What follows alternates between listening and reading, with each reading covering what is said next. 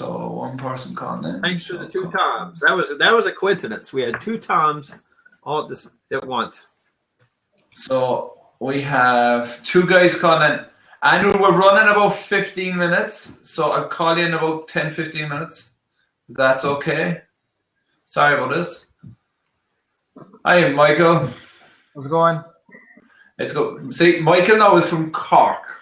So we're going to be able to talk, and no one else is going to understand. No one else will understand? So, Michael, everything's tell us based what in you do. I run a Google AdWords agency based in Cork. We've also got virtual offices in Boston, Toronto, and London, which are basically everything AdWords.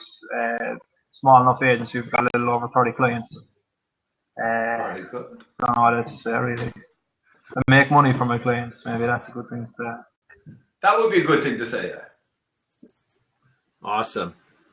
So, Jeremiah used to run an agency and does run an agency, so he knows a bit about it. Yep. It's a great business. Inspector Tom, Cork is my ancestral home. Very good. So, Michael, I suppose I do want to talk a little bit about this whole new programmatic AdWords that's coming out in a second. Okay. But I suppose the first thing really is people go off and to do AdWords. What's the most common mistakes? Broad match keywords. Basically, like there's different keyword match types, and there's one of them called broad match keywords, and they're basically just a recipe for burning through your AdWords campaign. Basically, there's two types of people that you talk to when you're speaking about AdWords. One person will tell you how much they've wasted on AdWords and what a waste of time it was and what a waste of money it was. The other people will rant and rave about how good it is and how much money they're making off it and how much you need to be spending on it. The big problem is that most people don't do the research and they don't actually, I suppose, learn enough about it. So basically what they do is they set up their campaigns, put in the words, don't realize that they're setting them up with broad match keywords, and it just eats their budgets alive. Just to kind of give you an idea of what a broad match keyword would be, like for example, it'd be like if you went into a pub and you ordered a pint of Guinness, and if the barman said, a pint of Guinness, that's kind of like a pina colada because it's got alcohol in it. Here's a pina colada. That's basically your kind of example of what a broad match keyword is. Yep. So that'd be I know that from experience. I could completely agree with you. I've seen the horror stories of people that said, well, we spent $84,000 on Google AdWords and we did not get one lead, not even, and there's large companies doing this. Like they just put up the campaign, let it rip, and then someone checks on it 3 months later and they say, whoa, what is this? What did we spend? And you used to be able to do that. Like I started with AdWords when we were invited to be on AdWords. So it was when AdWords was just coming out. They came to us and said, hey, do you want to try this? We see that you're over on overture.com. And we said, sure. And back then you could get away with a lot. But today,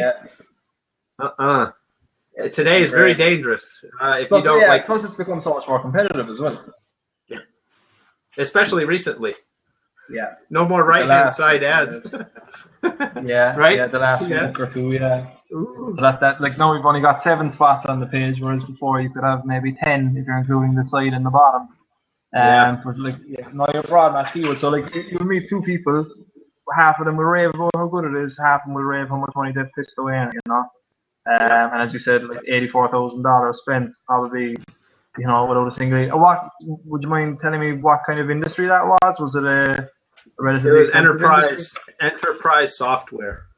Okay, right. So anything to do with software is going to be that bit more expensive. But like, I suppose if they had broad match keywords and they were selling legal software, they'd be showing up for anything from accounting software to anything else that's related, Yep, and then not having the capture pages, the lead capture process in place properly, and the tracking, and it was pretty scary stuff. Yeah. But I've seen it, like you'd mentioned.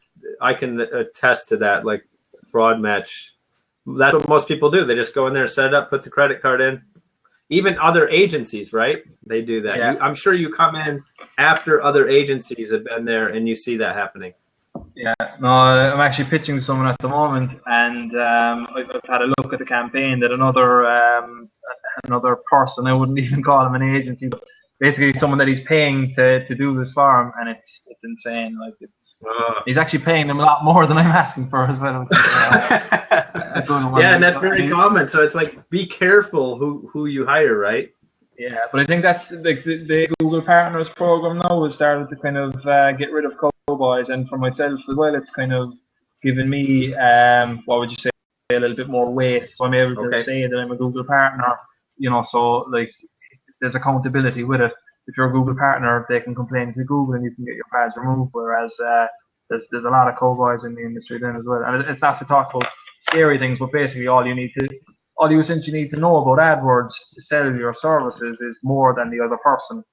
You know what I mean? So like basically, if you know nothing about AdWords, what's that? Which isn't hard if the person you're talking to knows nothing.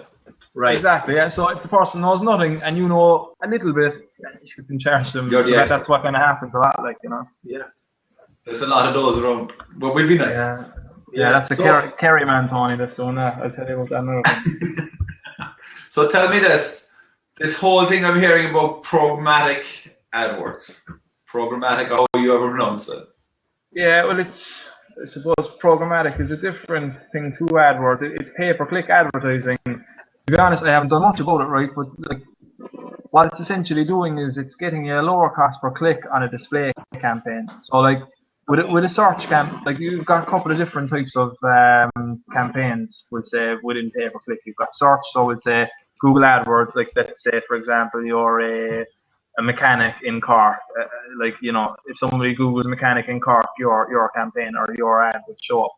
A display campaign then is more kind of along the lines of prospecting. So like it'd be similar to running a billboard or a newspaper advertisement.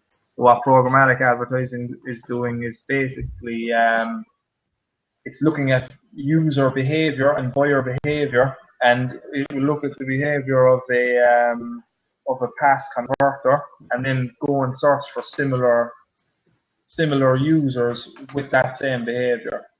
I wouldn't be an expert on it now, Tony, to be honest, but like programmatic it is looking big. The one problem with it, alright, at this stage is that it's for very big companies, because you need to have a lot of conversions from it. So it's companies with these kind of $50,000-$100,000 a month budget, because there's a massive amount of conversions. They can see patterns in user behavior and stuff like that. You can get a lower cost within, because you're able to kind of get the same people on a display campaign as you would with a search campaign. It's not so much an AdWords thing though. Like it's different pieces of software. So like there's one already I know that's called AdMedo, and that would be for the kind of lower end of the budget. They don't have minimum budgets and they don't have minimum contracts, but the majority of the big players in that game would be big budgets. You're talking 15-20 grand a month minimum, and you're talking about 6 month contracts. Yeah. Excellent. So Michael, if somebody wants to get in touch with you, how do they do it? So my website is www.smbclicks.com. Small medium business clicks.com. I see it in your name here. Yeah. Actually, that was a bit of a screw up. I used to live in Toronto in Canada, and when we were coming up with the name, we chose the name SMB Clicks, which Jeremiah, you'll probably understand a small medium business, but in Ireland and the UK, it's all SME, so it means nothing over here. We changed that. Yeah. Michael, thanks for standing up, man. Thanks for coming on. All right, Tony. Nice one. Thank you. Thanks again. Thanks very much. Thanks, man. Bye. Bye. The MArketon is an aid of the Dylan Peters family. Dylan Peters has been battling brain cancer since he was 10 years old. He is now 22 years old and has been...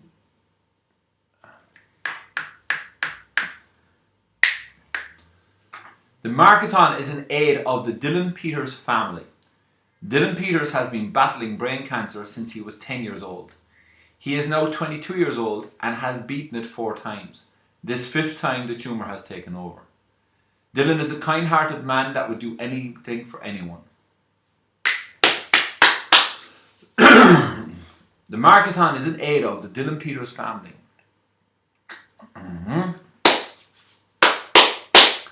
The MArketon is an aid of the Dylan Peters family. Dylan Peters has been battling brain cancer since he was 10 years old.